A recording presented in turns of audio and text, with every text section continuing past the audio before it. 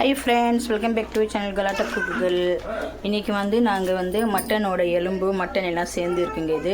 இது போட்டு இது அரிசி மாவு தக்கடின்னு சொல்லுவோம். இது எங்க இதுல சுத்ரியான்னு சொல்லுவோம். இதுதாங்க நாங்க பண்ண போறோம். இப்போ நான் போட உங்களுக்கு அளவெல்லாம் சொல்றேன்.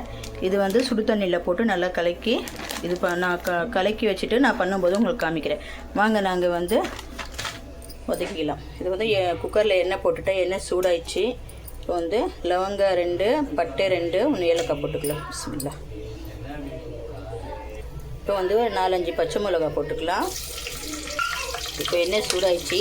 இது இப்போ இதில் போட்டுக்கலாம். ஒரு 300 கிராம் வெங்காயங்க இது போட்டுக்கலாம். உப்பு போட்டுக்கலாம். நல்லா பொன்னிறமாக வறுத்தோங்க. இது பாருங்க, இன்னும் நல்லா ப்ரௌன் கலர் வரணும். நல்லா ப்ரௌன் கலர் வந்துச்சு. இது 2 ஸ்பூன் இஞ்சி பூண்டு பேஸ்ட்,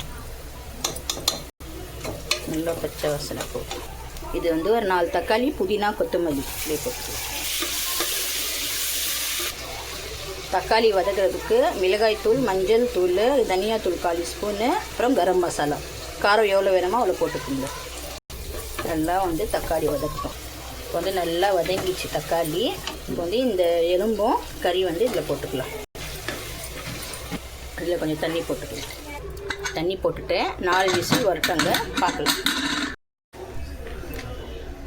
தண்ணி நல்லா சூடாயிடுச்சு. இப்போ இது போட்டு நாங்கள் கொஞ்சம் கொஞ்சமாக சுடு தண்ணியில் போட்டு நல்லா கலக்கிக்கலாம்.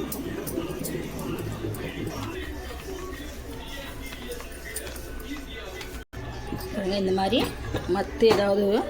மத்தோட கம்பி இருந்தால் நம்ம கலக்கி வச்சுருங்க. இது அவ்வளோதாங்க, கலக்காயிடுச்சு. இது இப்போ ஆறட்டும். நாங்கள் நல்லா இது பண்ணிக்கலாம். நல்லா 4 விசில் வந்துச்சு. இது